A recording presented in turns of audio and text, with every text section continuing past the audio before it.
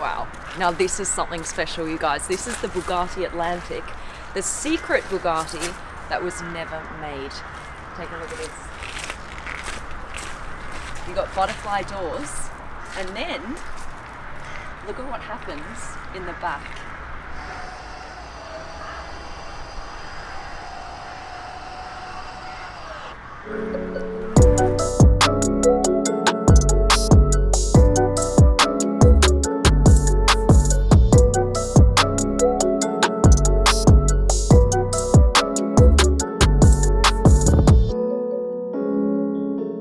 Welcome to the Supercar Blondie channel, you guys. This is really, really exciting. And just before we get to what's happening in here, just want to thank Bugatti so much for making this happen today. This has really been under wraps for so many years, this car, and they've brought it to Molsheim for us here on the Supercar Blondie channel, just so that we can take a look at it. Subscribe right now if you haven't. We've got so much more to show you. Right, look at this.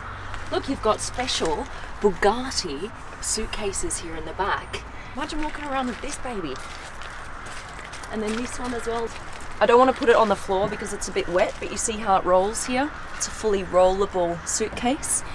What they've done is, for the first time, they've moved the engine, right? So in a Chiron and Veyron, you have a mid-engine car, which basically means the engine is here, behind the front seats. In this one, they've moved the engine to the front. Now you've got this long nose here to fit the engine, and this would actually have a different engine to the Chiron or the Veyron. This would have a twin-turbo V8. But the interesting thing is that the whole drivetrain is replaceable, so that you can choose between a twin-turbo V8 or a fully electric Bugatti Atlantic. So for different markets and different conditions, you could go, right, I want the Atlantic fully electric. I live in Switzerland and no one likes the noise of a V8. In the American market, you'd go, I want the roar of the V8, let's go. It was going to be unveiled in 2015. Unfortunately, that did not come to be. Because of the VW emissions scandal, Bugatti is owned by VW, they had to kind of put everything on hold and just work out what the implications of that would be.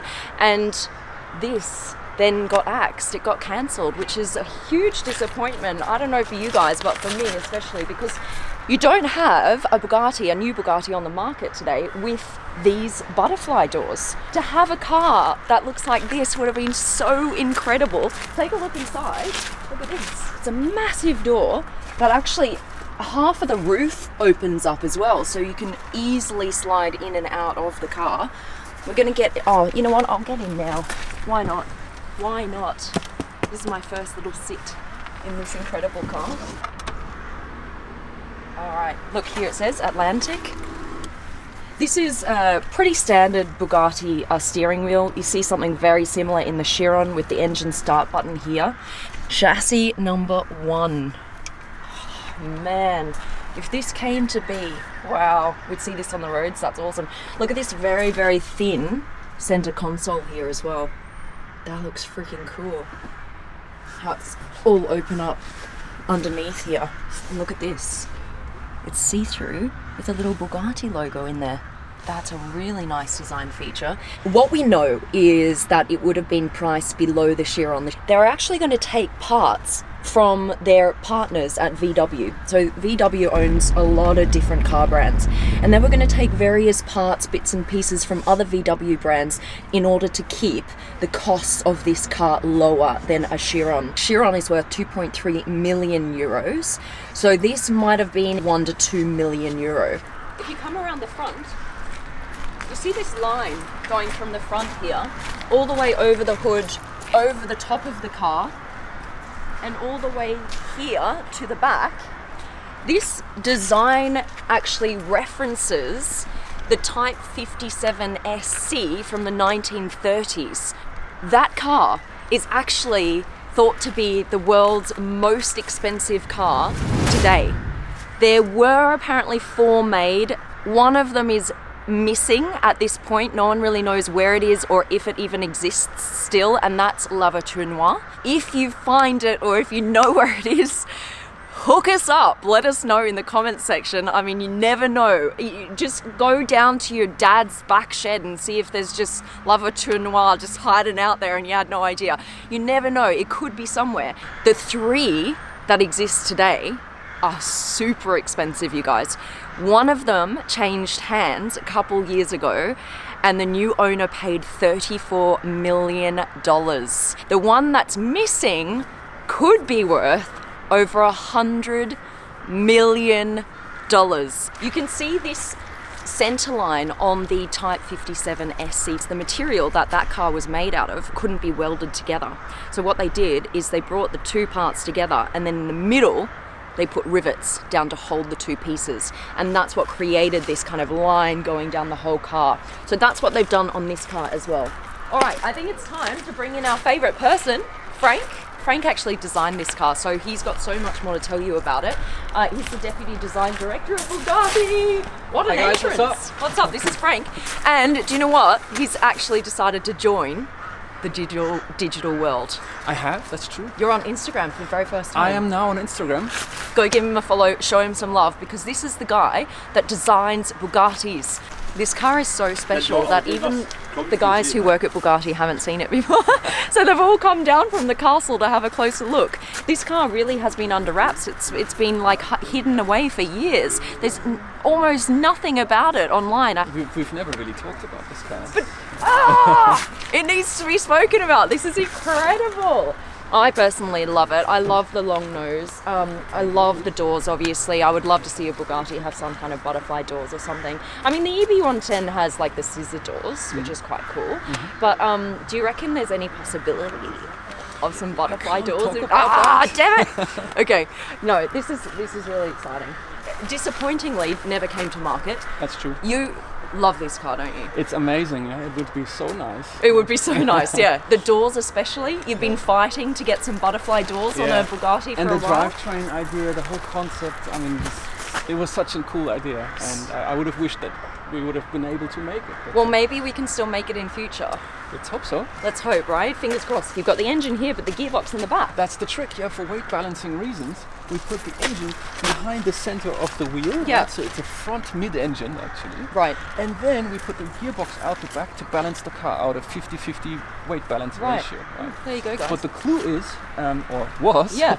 that this whole internal combustion engine drivetrain was interchangeable to an electric drivetrain. That's crazy. So where the gearbox and the engine used to sit before would then be the batteries, and then you would have 4 electric engines, and you would have full digital torque vectoring control over the revolution of each wheel. It would have been absolutely amazing. So before you bought the car, you could specify whether you wanted it to be fully electric or with the twin turbo That's V8. Right, yeah. There would have been both options. Actually, some markets in future won't even allow combustion engine cars in certain anymore. cities as well. Yeah. So that would have been the option. W16, that's what we all know is in the Chiron.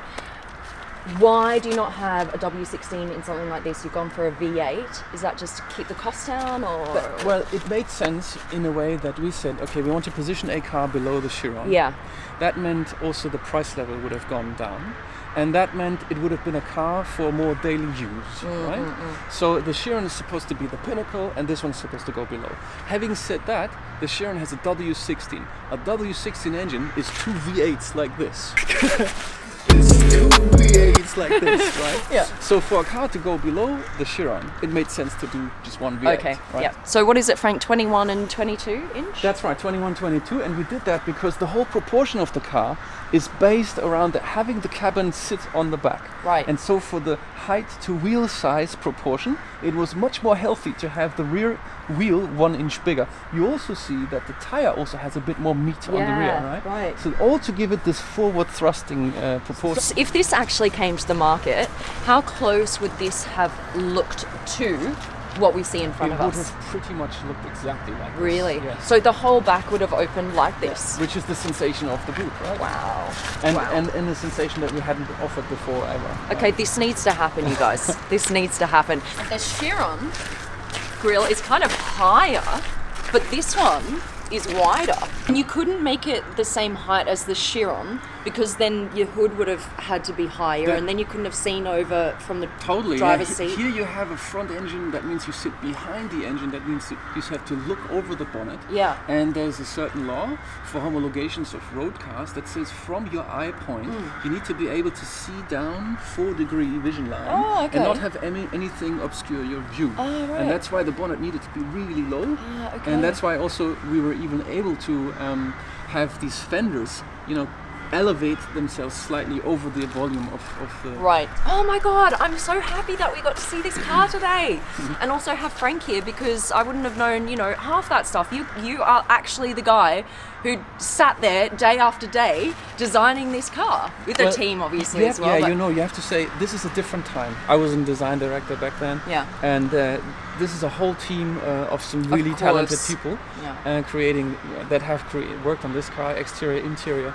So my part back then wasn't really so much the styling. So you were the intern, were you? I was an intern. Yeah. I brought the coffee.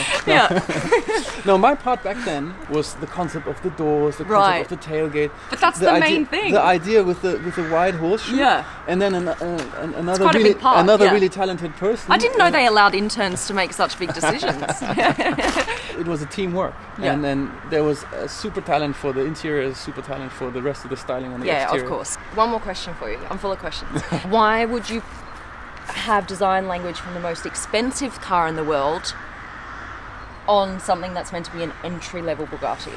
Well, it's such an icon, no, for us. Yeah. This car, the Type 57 ST Atlantic, is considered as one of the most beautiful cars in the world. And so why not reference to that jewel that you have in the history? Right? Yeah, okay, I get that. I suppose what has happened now, since this one didn't get made, now we have La Voiture Noire. Yeah. The 11 million euro car, the one-off, which also references the Type 57 SE. It also has this center line going all the way down the car. That's true. So did you guys go, okay, well, because we couldn't make this one, let's make a one-off that refers to that car instead? I wouldn't really put it that way. The La Voiture Noire, the new one, was meant to be the ultimate GT. So 2 people plus luggage, traveling in style and comfort, right? And so why not use the Chiron as a basis? Yeah. And to position it in that price range, had to have a 16-cylinder. Of right? course. So that's why we decided to do it that way. Yeah. Okay. Even though, this is part of our history as well. Yeah. Okay. All right. There you go. There's the explanation. All right. Go follow Frank on Instagram. He's up and running in the digital world. All right. Thank you so much, as always. Well, thanks for coming by. Still the Wuhan handshake. All right, guys, thank you so much for watching. I hope you enjoyed our look around this incredible car. This is the Bugatti Atlantic. All right, we're out. Love you. Bye. Bye.